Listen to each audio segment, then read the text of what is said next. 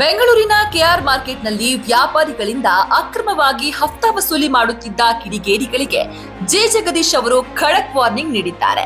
ಮಾರುಕಟ್ಟೆಯ ಮಳಿಗೆಗಳ ಪಾಲಿಕೆಯನ್ನ ಹೊರತುಪಡಿಸಿ ಬೇರೆ ಯಾರಿಗೂ ₹1 ಹಣ ನೀಡಬಾರದು ಅಂತ ವ್ಯಾಪಾರಿಗಳಿಗೆ ಸ್ಪಷ್ಟವಾಗಿ ತಿಳಿಸಿದ್ದಾರೆ. ಯಾರಾದರೂ ಮೂರನೇ ವ್ಯಕ್ತಿಗಳಿಗೆ ಹಣ ನೀಡಿದ್ದು ಕಂಡು ಬಂದಲ್ಲಿ ಅಂತಹ ಅಂಗಡಿಗಳನ್ನ ತಕ್ಷಣವೇ ಖಾಲಿ ಮಾಡಿಸುವುದಾಗಿ ಅಧಿಕಾರಿಗಳು ಎಚ್ಚರಿಕೆಯನ್ನ ಕೊಟ್ಟಿದ್ದಾರೆ. ಯಾರು ಯಾರಿಂದ ಹಣ ವಸೂಲಿ ಮಾಡುತ್ತಿದ್ದಾರೆ ಎಂಬ ಸಂಪೂರ್ಣ ಮಾಹಿತಿ ತಮಗೆ ಇದೆ ಎಂದು ಹೇಳುತ್ತಾ ಇನ್ಮುಂದೆ ಕೇವಲ ಸರ್ಕಾರಕ್ಕೆ ಮಾತ್ರ ನಿಯಮಾನುಸಾರವಾಗಿ ಬಾಡಿಗೆಯನ್ನ ಪಾವತಿಸಬೇಕು ಅಂತ ಸೂಚಿಸಿದ್ದಾರೆ.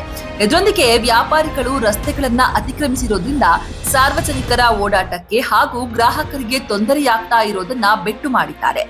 ಮಾರುಕಟ್ಟೆಗೆ ಗ್ರಾಹಕರು ಬಂದ್ರೆ ಮಾತ್ರ ವ್ಯಾಪಾರ ನಡೆಯುತ್ತೆ ಎಂಬುದನ್ನ ಮರಿಬಾರದು ಮತ್ತು ಜನ ಸುಲಭವಾಗಿ ಬಂದು ಹೋಗಲು ಹೊಸ ಯೋಜನೆಯನ್ನ ಸಿದ್ಧಪಡಿಸಲಾಗುತ್ತಿದೆ ಎಂದಿದ್ದಾರೆ.